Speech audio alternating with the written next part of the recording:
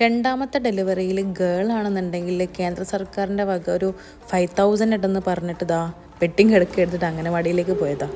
അതിൻ്റെ പ്രൂഫ് ഇതൊക്കെയാണ് കൊടുക്കേണ്ടത്.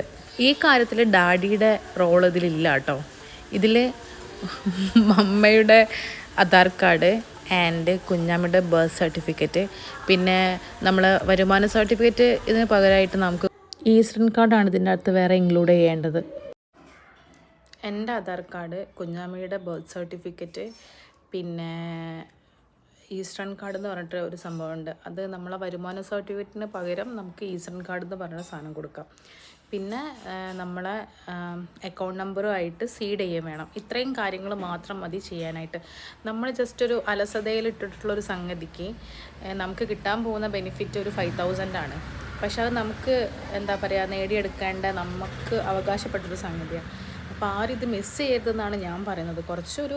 നമ്മൾ കുറച്ച് കാര്യങ്ങളൊന്ന് ശ്രദ്ധിച്ചാൽ ഇത്രേ വേണ്ടുള്ളൂ. അത് ചെറിയ ചെറിയ കാര്യങ്ങൾ, നമ്മളെ മടി കാരണം ചിലപ്പോൾ ഈ പറഞ്ഞ ഞാനടക്കം അതിങ്ങനെ ലാഗ് ആക്കിയതായിരുന്നു.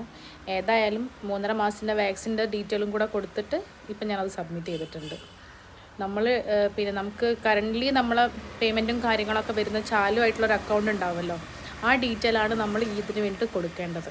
ഓക്കെ, അപ്പോൾ എല്ലാവരും ചെയ്യില്ലേ ഈ ഒരു കാര്യം?